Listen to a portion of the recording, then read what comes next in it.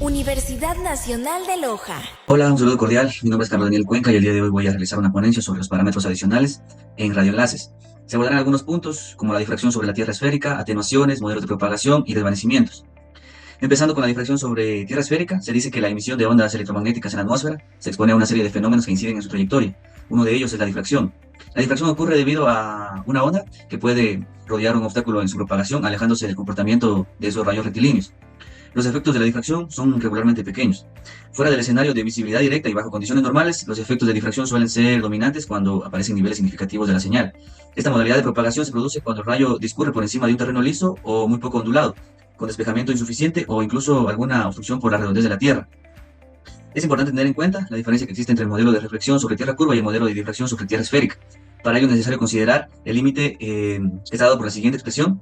En este caso, si el ángulo incidente es mayor que el límite, se deberá aplicar el modelo de reflexión sobre tierra curva. Y si el ángulo incidente es menor que el límite, se deberá aplicar el modelo de refracción sobre tierra esférica.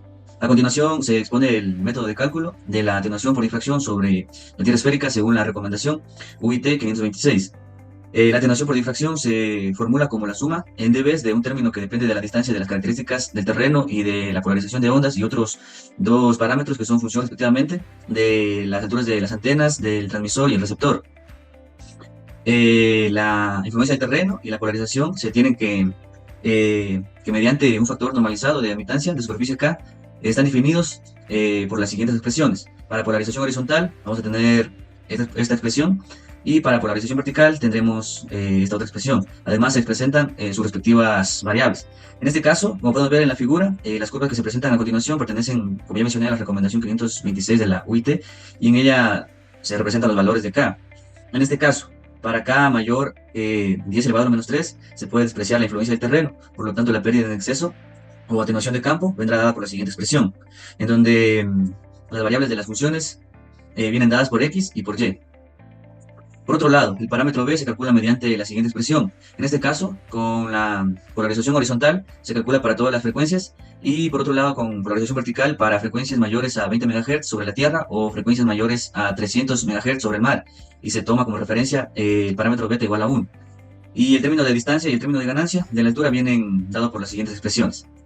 Entonces, hablando de las atenuaciones, en telecomunicaciones se denomina atenuación de una señal a la pérdida de potencia sufrida por la misma al transitar por cualquier medio de transmisión.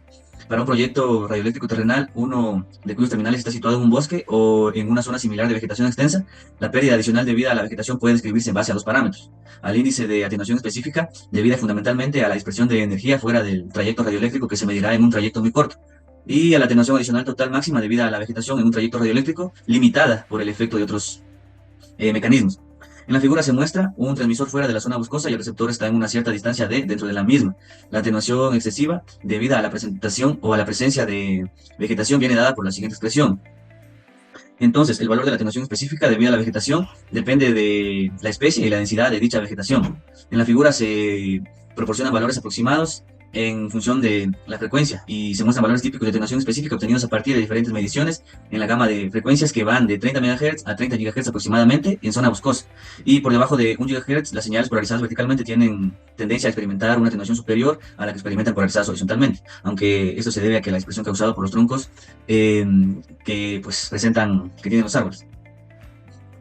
Por otro lado, tenemos la atenuación por gases y valores atmosféricos. Para trayectorias troposféricas, las moléculas de oxígeno y agua absorben energía electromagnética produciendo una atenuación que puede ser muy elevada a ciertas frecuencias. Para frecuencias superiores a 10 GHz siempre está presente una cierta atenuación debida a la absorción del oxígeno y del vapor del agua, por lo que debe incluirse el cálculo de pérdidas total de propagación. El valor de agua tiene un pico de absorción de 22 GHz. El oxígeno tiene un gran número de líneas de absorción alrededor de 60 GHz. El efecto se extiende por todas las frecuencias de microondas, aunque es máximo en las zonas que se mencionó. En los proyectos poco inclinados o próximos al suelo, la atenuación debida a estos efectos se calcula mediante la siguiente expresión, por lo que el parámetro de atenuación específica se desglosa en dos variables, como se presenta en la siguiente expresión. Y además, por otro lado, tenemos una figura donde se observa que tanto el oxígeno como el agua presentan crestas elevadas que corresponden a las frecuencias de resonancia molecular. Entre estas crestas aparecen ventanas espectrales, dentro de las cuales se utilizan las frecuencias en los radios de servicio fijo. En ocasiones, cuando se desea una radiocomunicación local de muy corto alcance, se pueden efectuarse en las frecuencias de las crestas de atenuación a fin de evitar que la señal se propague lejos y pueda causar interferencias. Atenuación por lluvia.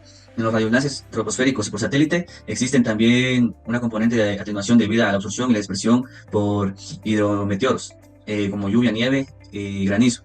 Se calcula la atenuación específica correspondiente a dicho porcentaje mediante la siguiente expresión. En este caso se dispone de valores de polarización horizontal y vertical, y para otras polarizaciones se hace una interpolación. Como podemos ver en la tabla a continuación, la atenuación es mayor para la polarización horizontal por la forma achatada de las gotas de lluvia. Esto se aprecia en los valores de K. Los valores de la consonante alfa son siempre cercanos a la unidad. En este caso la atenuación crece con la frecuencia y crece hasta estabilizarse en frecuencias superiores a 100 GHz.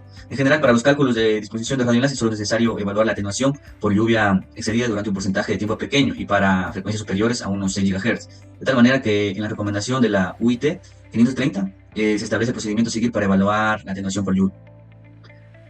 Por otro lado, siguiendo con la exposición, tenemos los modelos de propagación.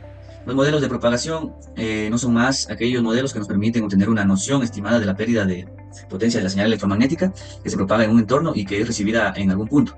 Un modelo de propagación es un conjunto de expresiones matemáticas, diagramas y algoritmos usados para representar las características de radio de un ambiente dado. Generalmente, los modelos de predicción se pueden clasificar, como podemos ver en la imagen, en empíricos o estáticos, en teóricos o determinísticos, o una combinación de estos dos, o semiempíricos, que vendría a ser.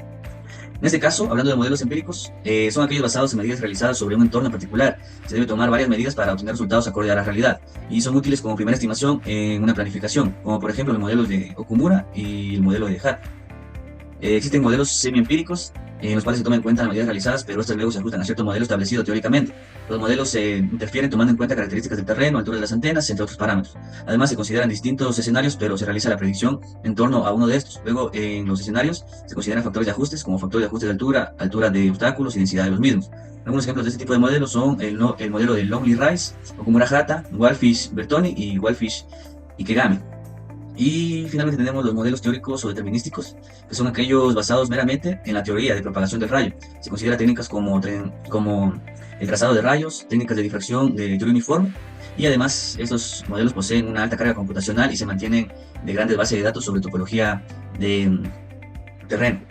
Trayendo a colación algunos de los modelos, tenemos el modelo de Friis y el modelo de los dos rayos. Hablando un poco sobre los modelos, tenemos el modelo de Okumura, que es uno de los más utilizados para la predicción de las señales en áreas urbanas. Este modelo se utiliza para ambientes urbanos dentro de las frecuencias de 150 MHz a 1900 MHz, es decir, comprenden la banda VHF y UHF. Y además es extrapolado para frecuencias que sobrepasan los 3000 MHz, entrando a la banda de SHF. Por otro lado, también trabaja con distancias de 1 kilómetro a 100 kilómetros y se puede usar para la altura de las antenas de la estación base en un rango de 30 a 100 metros. Okumura encontró que la ganancia de la antena de transmisión varía a un índice de 20 dB por década, y la ganancia de la altura de la antena de recepción varía a un índice de 10 dB por década para alturas menores que 3 metros, por lo que se trae a colación la siguiente expresión. Hablando de otro modelo, el modelo de Okumura-Hata es una formulación empírica de los datos de las pérdidas de propagación provistos por el modelo anterior o por Okumura, y es válido en el rango de las frecuencias de VHF y UHF de los 150 MHz a los 1500 MHz. En este caso, la altura de antena transmisora debe estar en el rango de 30 a 200 metros y la altura de las antenas deben estar de 1 a 10 metros. Aunque Hata presentó las pérdidas dentro de un área urbana como la fórmula estándar, se debe considerar que las definiciones son las mismas para el modelo de Okumura. En este caso, la nueva variable con respecto de Okumura-Hata es el factor de corrección por altura efectiva del móvil. Este factor es dependiente de la zona de cobertura y se puede definir valores de altura efectiva del móvil para diferentes ambientes de propagación. El valor de la altura efectiva del móvil para ciudades pequeñas y medianas se presenta con la siguiente expresión. Para un ambiente suburbano, la ecuación viene dada por la siguiente expresión. Para una área rural, viene también determinada con su respectiva expresión, y para ciudades grandes se utiliza diferentes ecuaciones dependiendo del valor de la frecuencia, y así mismo viene pues dada por su respectiva expresión. El modelo de Wallfish-Bertoni, este modelo utiliza modelos de difracción y se logra obtener la potencia media que llega el móvil cuando se encuentra a nivel del suelo. Este modelo considera el efecto de techos y altura de edificios. Las pérdidas se presentan en 3 factores. En este caso, la pérdida por trayectoria se presenta como una variable S, que está dada por la siguiente expresión. La pérdida del espacio libre por antenas isotrópicas se presenta como por la siguiente expresión, y las pérdidas por trayecto en dB viene dado por la siguiente expresión. cada una con sus respectivas variables. Por otro lado, tenemos el modelo de Walfish-Ikegami, que se utiliza para ambientes urbanos densos y se basa en diversos parámetros, como la densidad de edificios, altura promedio de los edificios, la altura de antenas menor a los edificios, anchura de la calle, separación de los edificios y dirección de las calles con respecto a la trayectoria de la antena transmisora y móvil. Este modelo es un modelo híbrido para sistemas celulares de corto alcance y puede ser utilizado en las bandas UHF y SHF. Además, se utiliza para predicciones en microcélulas para telefonía celular. Las pérdidas en este modelo se vienen dadas por las siguientes ecuaciones. Cuando hay una línea de vista en la antena, se obtiene la pérdida por la siguiente expresión, y cuando no hay línea de vista, se tiene la pérdida por la siguiente expresión. En este caso, el valor de la pérdida cuando no hay línea de vista puede llegar a ser mínimo en relación con las pérdidas por el espacio libre, cuando las pérdidas por difracción de múltiples esquinas de los techos de los edificios, más las pérdidas debido a una única difracción final cuando la onda se propaga hacia la calle, es menor o igual a cero. En este caso, la determinación de la pérdida por difracción de múltiples esquinas de los techos de los edificios se basa en el modelo de Ikegami junto con el ancho de las calles y la orientación de estas con respecto a las antenas transmisoras. Hablando de otro modelo, el modelo de Lonely-Rice, este modelo se aplica a sistemas punto a punto y a esquemas de comunicación en rango de frecuencia de VHF y hasta EHF, es decir, desde los 40 MHz hasta los 100 GHz sobre diferentes tipos de terreno. En este caso, aquí intervienen también los modelos, el modelo de los 2 rayos y el modelo de filo de cuchillo.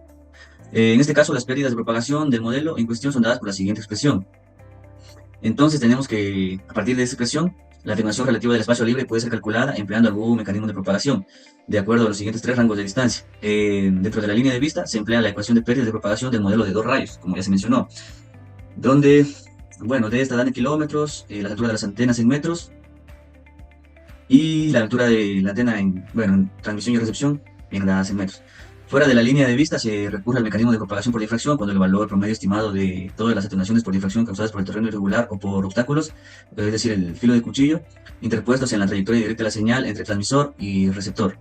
A grandes distancias, más allá del horizonte, se considera el mecanismo de dispersión mediante el método de predicción de pérdidas para la dispersión a largas distancias. El modelo de Lonely-Rice es considerado uno de los más complejos para la estimación de las pérdidas de propagación, sin embargo, su implementación generalmente es difícil debido a la gran cantidad de información que se requiere, con la cual no siempre se cuenta. Por otro lado, tenemos unos modelos simples, el modelo de Friis, el cual se deduce a través de las ecuaciones de Maxwell y permite calcular la potencia recibida a ciertas distancias en condiciones ideales, es decir, sin obstáculos de ninguna naturaleza, mediante la siguiente expresión. Y por último, el modelo de 2 rayos. Este modelo es útil para conocer la reflexión de las señales sobre la Tierra, y debido a que se basa en óptica geométrica. Toma en cuenta las alturas de las antenas receptores y transmisores, y su ecuación matemática para calcular la potencia viene dada por la siguiente expresión. También tenemos la expresión para calcular las pérdidas por propagación, como podemos ver a continuación, con sus respectivas variables. Y por último tenemos el desvanecimiento, el cual nos dice que la propagación de señales radioeléctricas a través de diversos medios está sujeta a la variabilidad de las características físicas de estos medios. Es por ello que la pérdida básica de propagación es una variable aleatoria, supuesto invariable con el tiempo, el valor medio de la potencia transmitida. La variabilidad de la pérdida básica implica que la potencia recibida sea también variable. Entonces se denomina en general potencia recibida nominal al valor mediano de la potencia recibida, y suele ser uno de los objetivos de diseño de los sistemas de radiocomunicación. Se conoce con el nombre de desvanecimiento a toda disminución de potencia recibida de señal con relación a su valor nominal. La diferencia entre este nivel nominal y el nivel recibido en condiciones de desvanecimiento se llama profundidad de desvanecimiento y se expresa en dB. Al intervalo de tiempo que media entre la disminución y recuperación del nivel nominal se le llama duración de desvanecimiento. En la siguiente figura se aclara la terminología utilizada. Se observan pequeñas variaciones aleatorias de la señal en torno al valor nominal P sub 0. Ocasionalmente hay un desvanecimiento intenso, y en este caso en su entorno el valor mediano de la potencia es P sub F, que es inferior a P sub 0. Se llama en este caso depresión de la mediana o depresión de Pearson a esta disminución del valor mediano que acompaña a los desvanecimientos intensos. En este instante, T1, el valor de la potencia P1, la profundidad de desvanecimiento F1 es igual a P sub 0 menos P1. Y en el instante, para T mayor que T1, el nivel de señal sigue disminuyendo. El nivel mínimo es P2 y corresponde a la profundidad F1, es igual a P sub 0 menos P sub 2. Seguidamente, el nivel de la señal se recupera, y en instante T2, la nueva valor P1. En este caso, la duración de desvanecimiento F1 viene dada por la siguiente expresión. Y bueno, una vez terminada la presente ponencia, se concluye que el análisis de los parámetros expuestos nos permite desarrollar un diseño óptimo y eficiente de un radioenlace, y por ello que se ha tomado en consideración las recomendaciones de la UITR para esta exposición. En el caso de la Tierra esférica, la difracción puede ocurrir en la propagación de onda a través de la atmósfera terrestre, causando efectos como la curva de la luz o la propagación de señales de radio alrededor del planeta.